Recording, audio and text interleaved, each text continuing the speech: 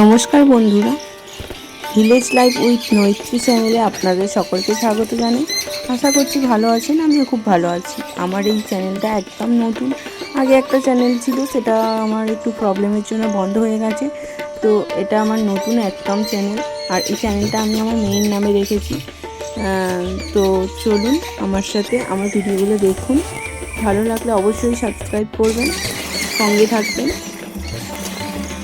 এখানে আমি আমার লাইফস্টাইল, ডেলি কী কী কাজ করি বা আমার বাড়ির লোক কী কী কাজ করে সেগুলো আপনাদের সাথে তুলে ধরবো। আর সকাল সকালই আপনাদের দাদাভাই জল আনতে চলে গেছে। কলটা এমনই জায়গায়, একটু বেলা হয়ে গেলে প্রচুর রোদ উঠে যায়। আর মা এদিকে জামা কাপড়গুলো কাচছে, কাচা হয়ে যাওয়ার পরে এসে চা বসিয়েছে মা। আমার বাড়ির লোক বলতে আমার হাজব্যান্ড আর আমার শাশুড়ি মা আর আমি। তো আমার বাড়ির লোক এরা দুজন হচ্ছে রচা খেতে খুব ভালোবাসে, কিন্তু আমার রচা একদমই পছন্দ নয়। আমার সকাল সকাল একটু দুধ চা হলে আমার দিনটা বেশ ভালো যায়। আজকের দিনটা ছিল রবিবার, আর রবিবার মানেই একটু চিকেন খাওয়ার সবারই ইচ্ছা থাকে।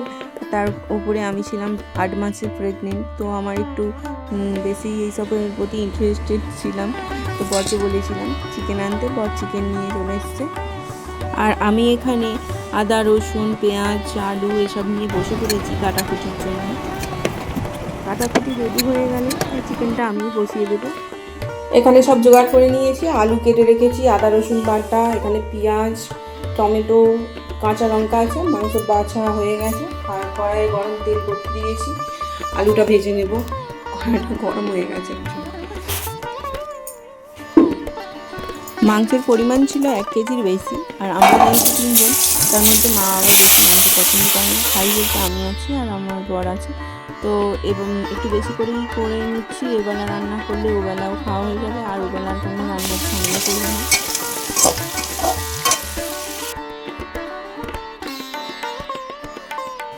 এদিকে আমার আলু ভাজা কমপ্লিট। মা এখানে থোড় আছে, থোড়টাকে মা নুন মাখিয়ে নিচ্ছে।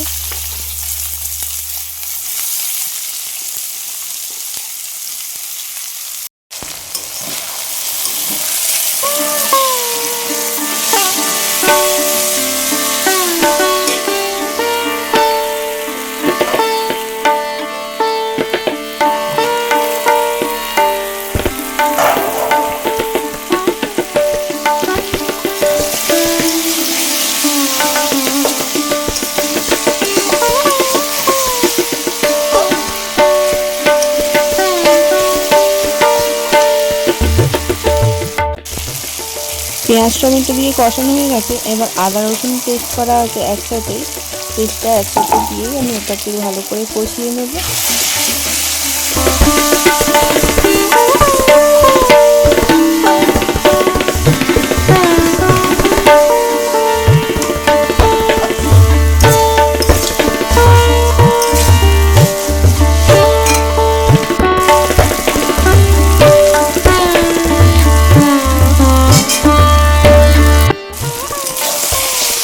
মশলাটা কষানো হয়ে গেছে, এবার এই ভাজা মাংসটা আমি দিয়ে দেবো।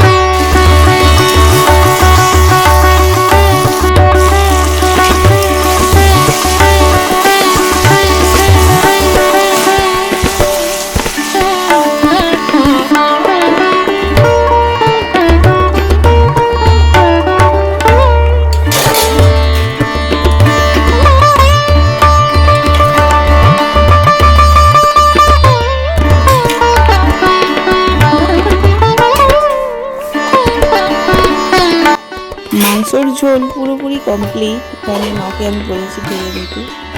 আমার মা এখানে ঢেলে নিচ্ছে, ঢেলে নেওয়ার পরে এর উপরে গরম মশলা বা মিট মশলা ছড়িয়ে পুরো খাওয়ার জন্য পুরোপুরি রেডি।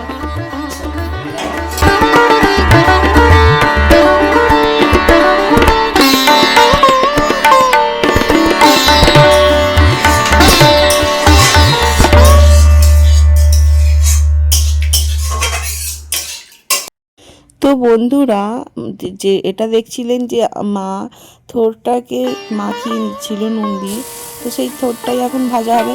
এখন শুকনো লঙ্কা ফোড়ন দিয়ে জিরে দিয়ে থোরটা উপরে চাপিয়ে দেবে, দিয়ে একটু ভাজা ভাজা হয়ে এলে একটু হালকা চিনি দিয়ে নামিয়ে নেবে। মিষ্টি মিষ্টি হলে একটু টেস্টি হয় বেশি।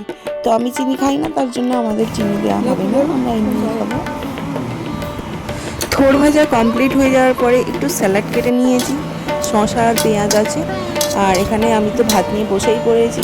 থোর ভাজা আর আজকে মেনুতে আছে থোর ভাজা আর মাংসের ঝোল, স্যালাড, পেঁয়াজ এগুলো আছে। তো আমি তো খেতে বসে পড়েছি। আর আর দুপুর অনেকটাই হয়ে গেছে, আপনারাও তাড়াতাড়ি খেয়ে নেন। আর আমার ভিডিও অবশ্যই দেখতে থাকবেন, কেমন লাগলো অবশ্যই লাইক কমেন্ট শেয়ার করবেন। চলুন, টাটা, দেখা হচ্ছে নেক্সট ব্লগে।